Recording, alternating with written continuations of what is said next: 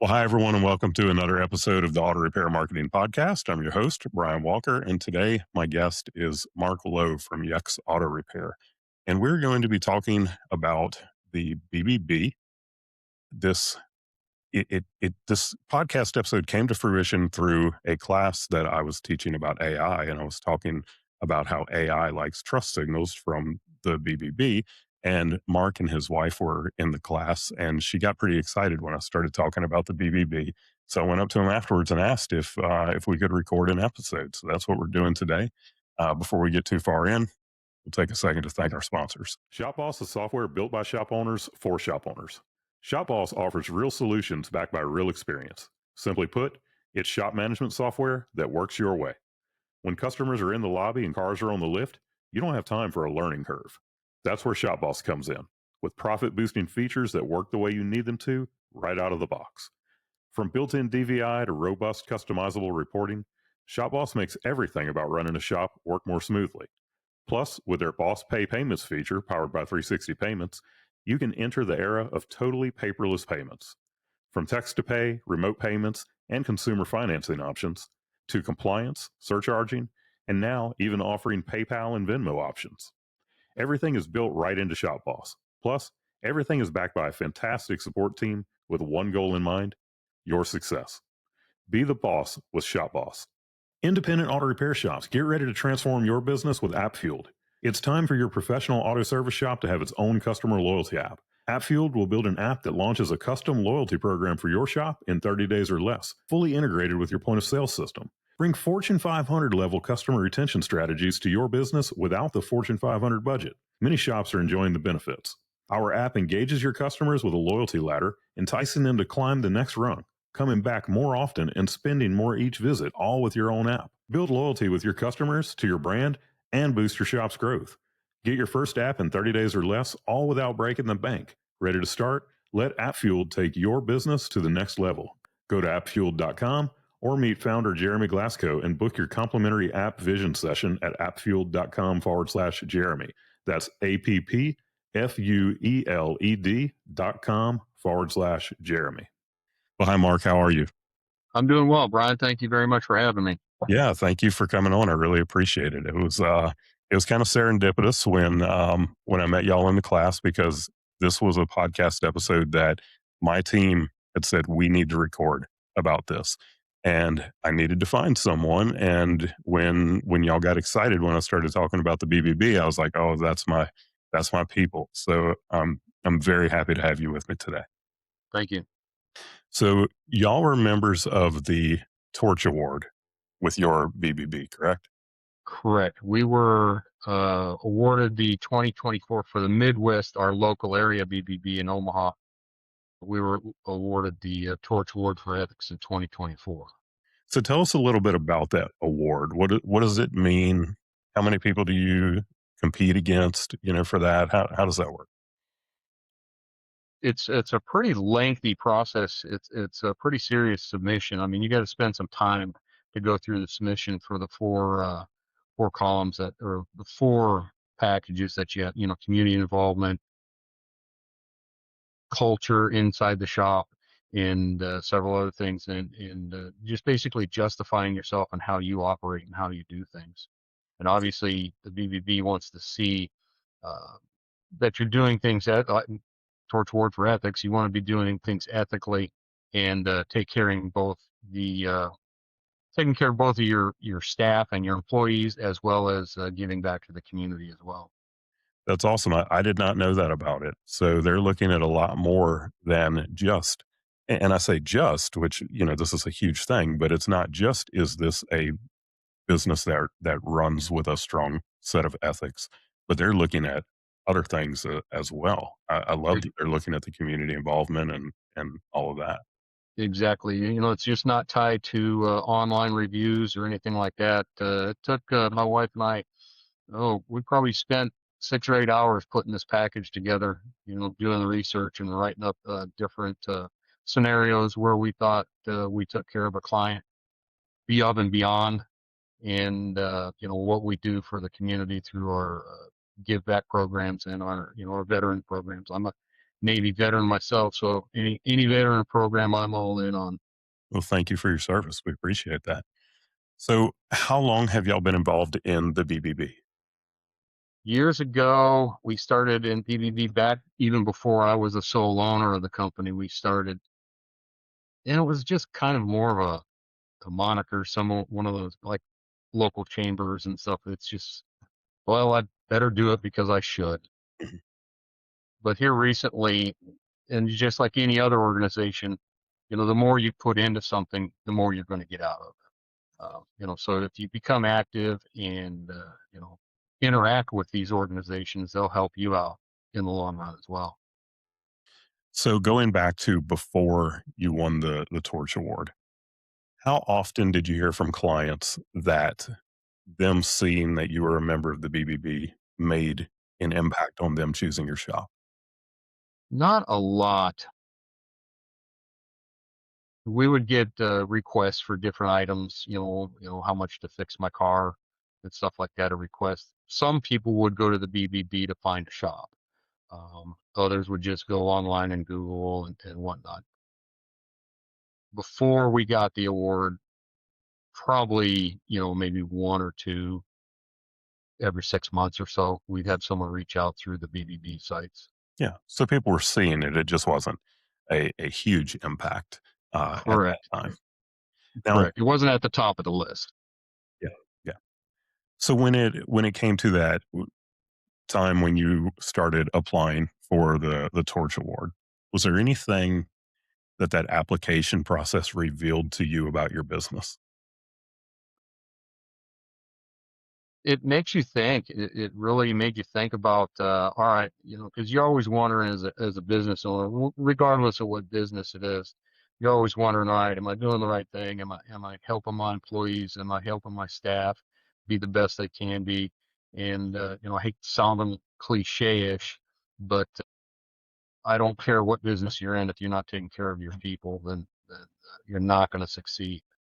Yeah. But it made you think. It made you think about all your processes and your procedures that you have in place to make sure that they're doing the right thing. So it was a good litmus test. Exactly. Is there anything that you would say that y'all changed when going through that process where you saw, oh, this is an opportunity for us to be better?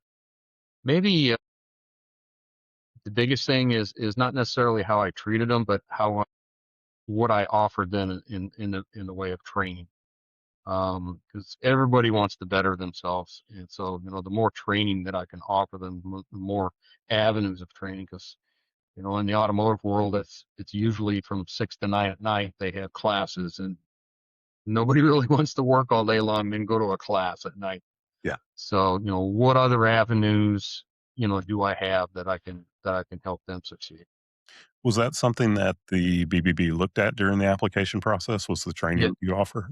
yes. The training, both online, in person. What do I do in shop? Do I bring people in? Do I have lunch and learns? Whatever you want to call them. And what do you do for training now? Pretty much all of that. We are getting ready to go to Vision Mhm. in Kansas City. I shut down the shop on Friday. We all wagon carpool down on Thursday night. We go to classes Friday, Saturday, and Sunday. It's good. It's a good team builder to get everybody out, get them together instead of with the family, things going on. Just kind of gets them out of town, and it's a good avenue to help them. And they get to pick the classes that they want. I let them pick the classes. I think that's something that I see as a commonality when we look at the shops that we have an idea in our head that like these are the best of the best shops. Many of them will shut down for the entire time and go to something like Vision or ASTA or STX. Mhm. It's not a matter of just sending one or two people and keeping the staff there. They just close the shop, and that's quite a commitment. So it does definitely say a lot about who you are and the culture that you have in the business and everything. Right. And the technicians, they enjoy it, because I don't normally bring my technicians, I bring my service advisors as well because they have several management classes and best practice classes for that side of the house as well. So let's go to the point where you win the award. You get a notification that y'all have won. Hmm. What happened at that point? Well, they obviously they have a big production here in Omaha. They have a basically a lunch where they present all of the businesses that had been awarded the award, and uh, handouts and flyers, and you get all of the online recognition through the posters, and you can hang in your in the waiting room. The online stuff you can tag on your website, which that was one of the first things I did, was have a pop-up. As soon as you click onto my website, there was a pop-up that came up, Better Business Bureau Award, Torch Award for Ethics. uh, and then I did the same for the international one too.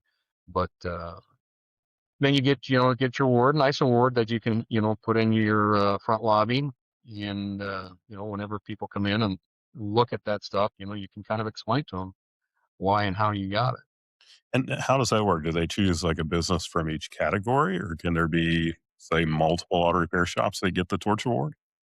When I won ours, there was two other auto repair shops, and in the Midwest. BBB has a pretty big reach, so there was one up in far the reaches of Omaha, and then there was one actually out of Kansas that won it. So there was three auto repair shops that won it that year.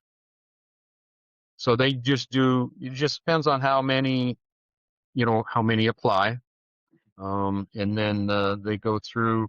Once you win the award, you're asked to sit on basically a judgment board for the following year to see if you felt that their package rated being awarded the award as well. So it's not just the 1 year when you receive it. You're asked to continually, give back to the program So by once you helping judge. receive that, are you like a permanent, um, I don't even know how to word that.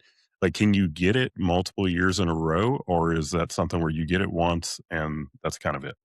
I think there's a 2 or 3 year time frame before you can get it again. But yeah, I think next year or the year after I could apply for it again. Okay.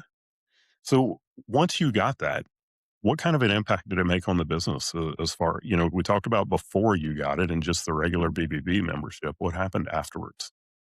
Afterwards, it kind of made everybody, the staff, especially the service advisors and whoever worked up front with the clients. I mean, you put that little statuette right there on the front of the receptionist desk, and you can point it out to them, and it just made them feel a little bit prouder, a little bit more secure on that we do things the right way and that we take care of our clients, no matter what.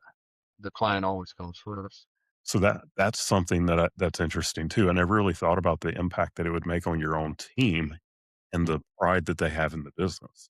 Yeah, exactly. I mean, it opened up a lot of, because obviously when we got it, we ran it back and had a staff meeting with everybody, and told them what it meant, and that it wasn't just me or my wife doing the paperwork for it. There was a reason behind, because if we didn't have anything to submit in the package, then there wouldn't have been any award. So they explained to them and told them that they were key to the shop winning this. So what brought this up was being in that class at Elites Ignite, Hmm. and I was talking about AI, and AI essentially looks, when you assign it a task, for example, say that you want it to find you an auto repair shop. I Hmm. like to tell people that it's going to think much more like an executive assistant that knows you and the things that are important to you when it is searching, and it wants to not just find the result, but it wants to find a good result and make a recommendation specifically to you. And we have found that the Better Business Bureau, it's a major trust signal that AI looks at. I'm Correct. curious, in your case, have you found that you have a lot of people coming and say, I was recommended by ChatGPT. we're getting a little bit more, but a lot of it is when they come into the shop and we explain it to them that we're awarded. It's almost like they get a relief or a wash over them that say, "Oh, okay, the BBB is saying this about them, so I think I can trust them." Mhm. And then it falls into our lap on how we take care of them. Gotcha. It gets them in the door, and then once they're in the door, it kind of gives them a little bit, drops down their wall a little bit. But then obviously it's up to us to make sure we take care of them correctly. And how all of you leverage this in your marketing? I see it right there on the homepage of the website. It's Yep, it's right there on the homepage of the website. It's been on Facebook and all the online, the social media. It was uh it was promoted pretty heavily. Um, Once you get done with the initial assault of doing that, then it's just like a time thing that you can throw up there every now and again just to make sure that the new person that is looking for you, make sure that they see it as well. Now the BBB is, I'm gonna be completely honest, I had a bad experience with them when I had my shop. Right. Somebody had made a complaint, and we went to talk to them, and they were requiring us to become a member Mhm. to do anything about that complaint. Mhm. And it didn't sit right with me, so I may have kind of shot myself in the foot by, allowing that to keep me from getting Right. involved. So I personally know very little about the BBB. Is it something like, do they have functions and, networking events and things like that ever? Or, how does that work? Absolutely. They have the networking events. They have different training classes available that they put on, whether it be a marketing or a you know disgruntled employee or a disgruntled company. How do client? How do you handle it? Um, they also do community give backs. Toys for the homeless package. We donated a bunch of toys. Just drop them off at the BBB office, and they go to the local homeless shelters and give the kids that are staying there. Basically make a Christmas for them. So they're. I just have to say, our Midwest BBB is pretty hands on as far as availing you to other opportunities, not just training, but like you said, social events, get-togethers, meet and greets, you know, morning coffees, stuff like that. That's really cool to hear. So, I mean, obviously, this is something, not only would you do it again, but Right. you're going to do it again, it sounds like, when the Exactly. next time comes up. Exactly. And then when this last year, when they had the Midwest Torch Award for Ethics, they actually asked me to be a presenter, and I was able to present four other companies in the area that won the award. I was able to present them the award that they won. So they're giving you opportunities, you know, after winning, which I know you said that they involve you in a lot Yeah. of things, but even giving you the opportunity to present the awards, which has gotta be a really good feeling. Oh, it's amazing. You're giving this award out, and the people receiving it were just as excited and happy as I was when we received ours. Yeah. So, well, we talked about the BBB and the trust signals. Do you have any other things in your business that you have found to be like strong trust signals? Any kind of memberships, affiliations, or certifications? I'm stressing the ASE, which is part of the training, which I feel is part of the training. So I'm stressing the ASEs. Matter of fact, I've got my renewals here in 2 days, and one of my other techs is taking his initial tests at about the same time. So, it's just trying to get everybody trained up because I feel that the more confident they are in their abilities, the better product they're going to put out as well. And Yeah. then, that way the client is that much happier. So with things like ASE, it's not even always about what does the client think, but even how does the technician feel about themselves when they Exactly. pass Are that. you know are they confident enough in their own personal abilities to tackle a job that well, I mean, let's say none of the other techs want to touch it or something like that, but you get them to the point where they say, "Yeah, I got it. I'll do that. No Yeah. problem. I got it." That's what you want to have is you want to have their confidence. You want to overtrain them and want them to leave? Well, That's part of the game. But as long as they're happy and you're taking care of them, I'm not going to worry about them trying to look for another job, because if they leave, that's my fault. I Yeah. did something wrong. Yep.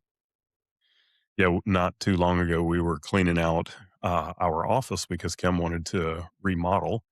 And when we did that, I found all of my old ASE certifications, and I had completely forgotten that I had gotten the L1 and the service Hmm. advisor certification and all of that. I remembered that I was a master, but I'd forgotten about these other ones. And there was a bit of a sense of pride when I saw that. It was like, oh yeah, Hmm. I did that. So Yeah. You get the little gold magnet that you could put on your toolbox, and yeah, yeah. So those shop owners that they don't get involved with things like these, they're, of the opinion, well, my work speaks for itself, or, I don't have to do any marketing. Everything comes from a referral or whatever. uh, What would you say to? I'd almost say they're missing the boat. You got to take care of your people. Got to, not necessarily, you know, don't have to joke around with them every single day, but treat them like people. Get to know them. Get to know their families. And you're missing out. I think they're really missing out on bettering them. Makes you better. Yeah. Well, Mark, I appreciate you being with me today to talk about this. Any last words for our listeners? Um, just do the right thing. Whether are we gonna hit a home run every time we touch a car? Absolutely not. We're all human. Yeah. Once you get the human fingers into things, things happen, things break. But just do the right thing, and take care of the people and take care of the client. Well, thank you again. I look forward to seeing you at Vision. Yep, we'll be down there. I'll make sure I come by and say hi. Yeah, for our listeners, I'll be teaching the full 4-hour version of that AI class on how to get your shop recommended by AI. So if you haven't signed up for that and you're going to Vision, make sure to sign up for that class. Remember, we're just one of a handful of podcasts on the or the Automotive Repair Podcast Network. I'm going to get that down at some point. They just changed the name of it, but you can find the others as well as the app at automotiverepairpodcastnetwork.com. I hope that you'll listen in again next week. And until then, go fill those bays.